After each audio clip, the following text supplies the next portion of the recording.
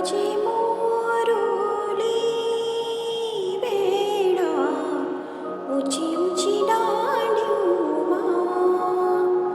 केले बाजे मोरोली वेणा ऊंची ऊंची डांडियों।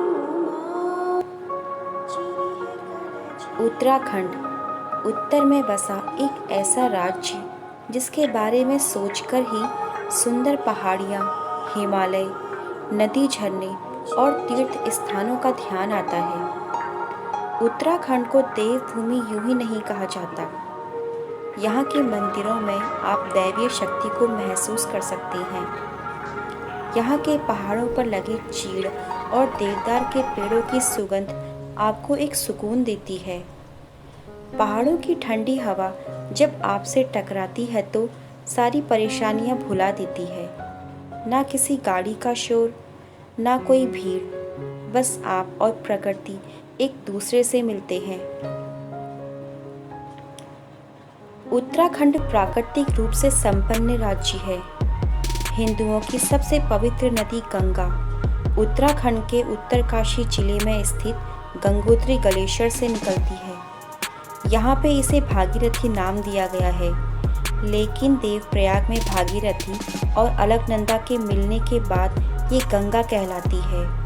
वो गंगा जो शरीर को ही नहीं बल्कि आत्मा को भी पवित्र कर दे, जिसका जल कभी बंद डब्बे में भी खराब नहीं होता। गंगा पहाड़ों से उतरकर हरिद्वार से मैदानी क्षेत्र में बहने लगती है।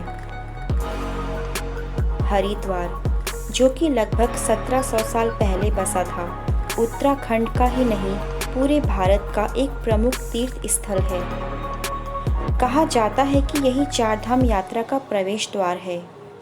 चार धामों में से एक धाम बद्री धाम उत्तराखंड के चमोली में बसा है, जो भगवान विष्णु को समर्पित है, जिनकी बद्री नारायण के नाम से पूजा होती है। मान्यता है कि आदि शंकराचार्य ने इस मूर्ति को यहाँ स्थापित किया था। उत्तराखंड में गंगोत्री, यमुनोत्री, केदारनाथ और बद्रीनाथ की यात्रा को छोटा चार धाम कहा जाता है। इसके अलावा उत्तराखंड में ऐसे कई मंदिर हैं जो अपने आप में अनोखे हैं, जिनकी बनावट अनोखी है और सुंदर है और अपनी ही एक अलग कहानी है। उत्तराखंड जितना सुंदर है उतने ही सुंदर यहाँ पर लोगों के मन भी हैं। यहाँ पर पहाड़ी क्षेत्रों में लोगों का जीवन इतना आसान नहीं होता। ये लोग ज़्यादातर कृषि पर निर्भर रहते हैं। ऊंची ऊंची पहाड़ियों में बसे घर देखने में तो बहुत सुंदर है, लेकिन कई बार इनका भयानक मंजर भी देखने को मिलता है। उत्तराखंड कुमाऊं और गढ़वाल क्षेत्र में बटा है। इसके अलावा भोटिया, जौनसार भी यहाँ की प्रमुख जनजाति है, जहाँ की अपनी ही परंपरा, भाषा, खान पान में थोड़ा बहुत अंतर देखने को मिलता है। अगर खान पान की बात की जाए तो भट की चुड़कानी, भांग की चटनी, घबराए नहीं, ये बस चटनी ही होती है और कुछ नहीं। झोली भात, कंडाले की सब्जी, झंगूरे की खीर, बाल मिठाई और भी बहुत कुछ उत्तराखंड के शुद्ध, तंदुरुस्त और सात्विक खान पान हैं। यूँ तो उत्तराखंड में कई लोकगीत और नृत्य किए जाते हैं, जिनमें से पांडव नृत्य और छोलिया नृत्य काफ़ी प्रसिद्ध हैं।